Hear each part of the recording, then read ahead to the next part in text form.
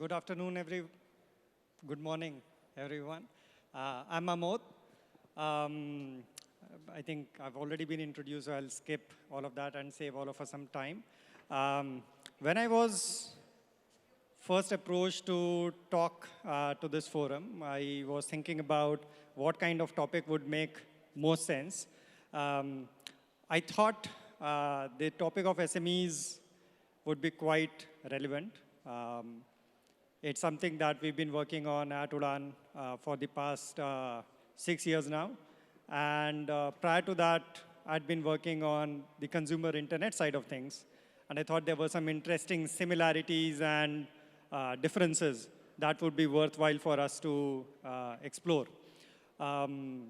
So I'd start with talking about how the nature of technology evolved. When I started my career in 2002, at that point in time, there were two very distinct kinds of ways that I was seeing technology get used. And by technology, I primarily mean internet and a lot more software side of technology. The first is the consumer internet side of things. This is the 2002 environment I'm referring to. The second is a lot more enterprisey tech, which is a lot more of the larger corporates trying to figure out how to use the technology to give themselves a competitive advantage. Over the past, 20 years now, a lot has changed. And the whole technology ecosystem has become a lot more accessible than what it used to be. So in the late 80s, technology development was such a costly affair that only the largest of the companies could actually invest in it. And the smaller folks, the smaller guys, just couldn't afford to make technology work for themselves. And the same was the case when I started my career, early 2000s. But 2010 onwards, I would say, what has happened is the advent of open source ecosystems, mobility, and accessibility of technology has made technology development so much cheaper that we can afford to make it accessible to the smaller folks, your typical kirana shop owner or a typical, small company with just 4 people working for it. That is essentially what I'm here to talk to you about. And what kind of behaviors these companies, these SMEs tend to demonstrate. If we were to think about the larger enterprise tech, they tend to be, if some of you would have had exposure to them, you would notice that they tend to have a lot more processes to them, a lot more rigor in how they make decisions, operational decisions. They tend to be a lot more thoughtful in terms of how they go about conducting their day-to-day business. Contrast them out with a typical consumer, say for example, buying on Flipkart or Amazon or whatever. You would see a lot more, I would say, impulsiveness and irrationality. I don't mean this in a disrespectful way. I'm just laying down how consumers tend to think. They tend to be a lot more influenceable. You can put out a discount, and whether or not the consumer actually has a need for that product, you can get them to, or you can shape their behavior in a way to get them to buy that product. That is not the case with your standard companies, your typical companies, because for the companies, it tends to be a matter of their livelihood. They are conducting a business. They have to be thoughtful about where they make their expenses and where they, how they go about thinking about their P&L.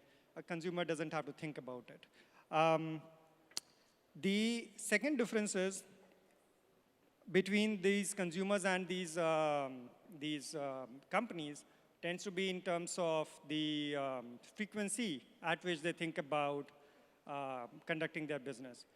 For consumers, leaving aside the social media side of things where they engage on a continuous, almost daily basis, for majority of their discretionary purchases or transactions, they tend to think about it as the need arises and which can be quite spread out. Sometimes like anywhere from a weekly, once a week sort of a basis to once a month sort of a frequency. Whereas when companies tend to think about products that they're using, they tend to be using or making decisions on a daily basis. So that is the second major behavioral difference between these two. Now, the reason why I'm talking about these two as very distinct potential customers is because SMEs tend to fall somewhere in the middle of them, right? Behaviorally, these SMEs tend to be like, like a one-man shop or, a two-person shop, husband and wife going about doing their business, or at most 4 people. In such scenarios, the way they think about, the way they behave tends to be a lot closer to a consumer, but the purpose for which they are actually going about, making decisions is related to their profession or their livelihood.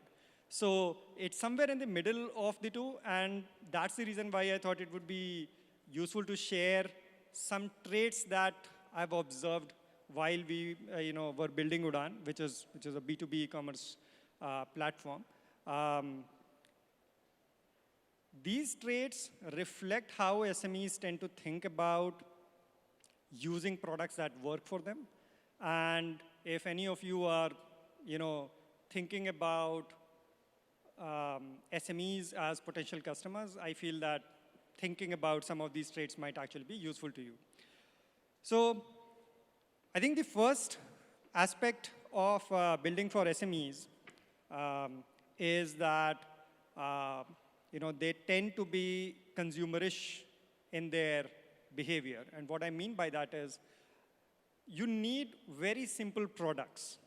This is very different from building for very large companies where customization is the name of the game. So when we were starting Udaan, one of the first things that one of the early decisions that we made was not to start with the larger companies in the ecosystem. Say, for example, a large FMCG manufacturer or a very large distributor.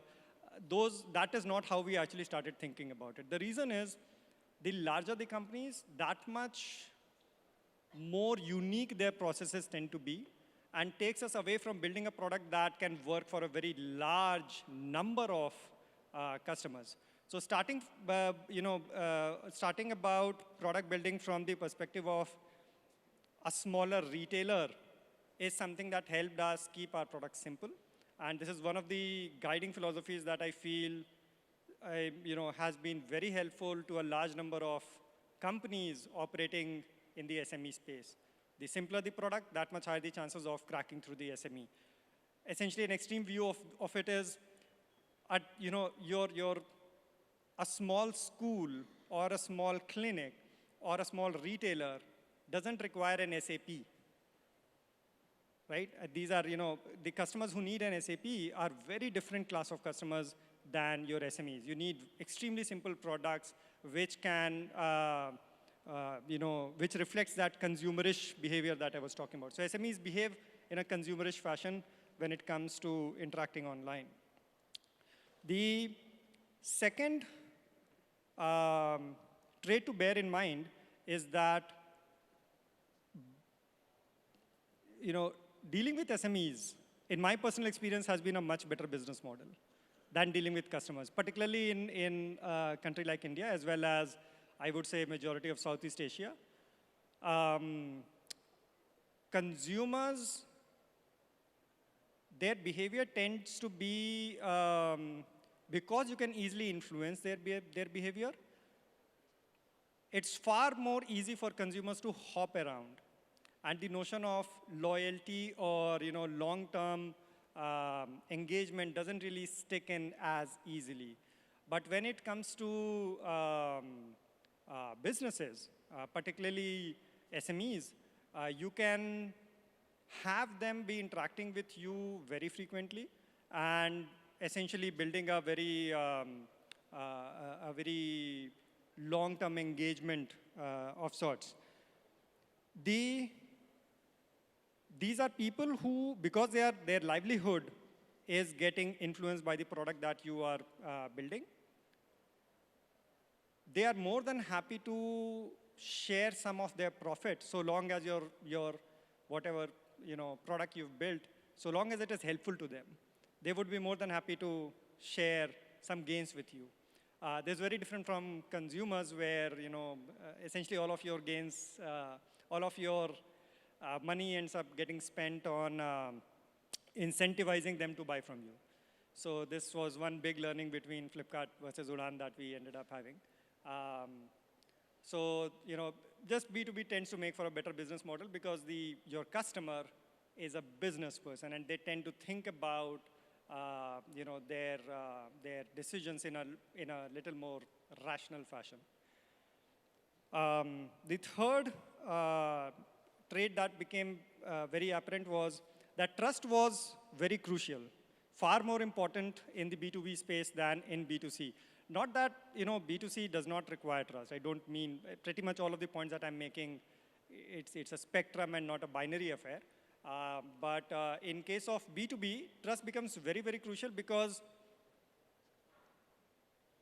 people's livelihood is dependent upon how your product actually performs. So, for example, in case of a consumer, a delay in product would mean just a delayed gratification. But in case of a business, it could actually mean stuck inventory. So which can make a huge difference to that person's P&L for that month, particularly for SMEs, where small decisions can have large, they don't have a huge size of the business to offset one minor mistake. Every mistake ends up being that much more costly. So for SMEs, the notion of trust built on top of extremely high reliability of the product offering, that has to be the way we think about building products for SMEs. That's been my personal experience. Obviously, depending upon the kind of offering you have for SMEs, I think there would be some variability in this, but my personal sense is that in general, the degree of reliability and thus the trust needs to be much higher in case of B2B. The fourth one is much higher stickiness. And there's an interesting story here. In the early days of Udaan, there was a retailer that we reached out to, and we were trying to convince him to buy from Udaan instead of his existing suppliers. And he became actually, at some point in time, in our conversation, he became quite upset. And he said, something along the lines of, I've been buying from my supplier for the past 15 years. And I know you for the past 15 minutes. So for me, the decision is extremely simple. And somehow our person who was talking to him at the time convinced him कि sir आप एक बार देख तो लो, like हम लोग के पास में क्या है, pricing कैसी है. And he was like, after a lot of insistence, he ended up taking a look at it. And he discovered his supplier. And guess what? His supplier was actually supplying at a cheaper cost, at a cheaper price on the platform. And that person was so shocked, because he'd been actually doing his business with that supplier for the past 15 years. He was absolutely convinced that that particular supplier had been giving him the best of terms, right? In general, that is true. But the point here that I'm trying to make is, in case of SMEs, the stickiness, once you've actually established that notion of trust, it goes a very long way in retaining that relationship.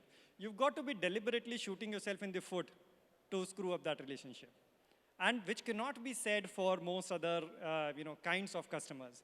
In case of SMEs, once you establish trust, that trust lasts very long, unless you've shot yourself in the foot.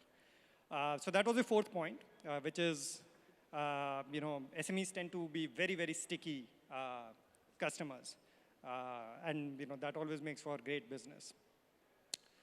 The fifth point that I want to refer to is that this is based on my observation about a lot of companies operating in the SME space.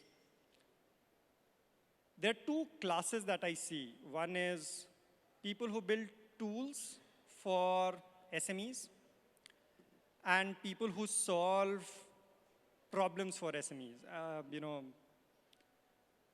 Sounds similar, but there's a difference. By solving a problem, what I mean is taking ownership that, let me use an example. Let's say I build a marketplace for SMEs where they get to discover sellers, as against building a platform where the guarantees of the quality and the timeliness of supply is guaranteed by the platform. A lot more value is to be gained in that scenario where the platform is taking that guarantee. In the first scenario, what you built is just a tool for SMEs to connect with suppliers and stuff. Yes, that has some value, but a much higher value is to be gained if you were to take ownership of the problem and say, ki, sir, you need not worry about supplies anymore. I take full guarantee of it. So the more you can essentially provide guarantees and take ownership, take co-ownership of their business problems, that much higher the value you would be able to gain from that business. Lastly, adjacencies. One of our discoveries was that so long as you've entered the SMEs through solving some problem for them and established a relationship of trust, it's much easier to expand that single relationship into multiple different lines of businesses with that SME. For us, for example, that translated into starting with the problem of guaranteeing product supply to the retailers. We were able to quickly expand that into being able to lend to those retailers. For the simple reason that the relationship that we had was that of trust. This person was far more likely to actually be receiving, to be accepting lending from us or one of our partners than trying to go out in the market. So that essentially makes it a lot easier, and businesses have this fantastic notion that at any point in time, they are dealing with multiple problems. So long as you've cracked one problem for them, expanding into adjacencies is actually a lot easier than B2C. At least that's been my personal notion. So that's pretty much what I wanted to share. SMEs as a sector in a wide variety of different ways is a fantastic opportunity. And unlike the late 80s or the early 90s, when technology used to be the domain of only the largest corporates, now we have an opportunity to make technology work for the smaller guys. And in the process, they would always be more than happy to be very sticky, very long-lasting, and profit-sharing customers. Thank you so much, and I hope the rest of your day is pretty good.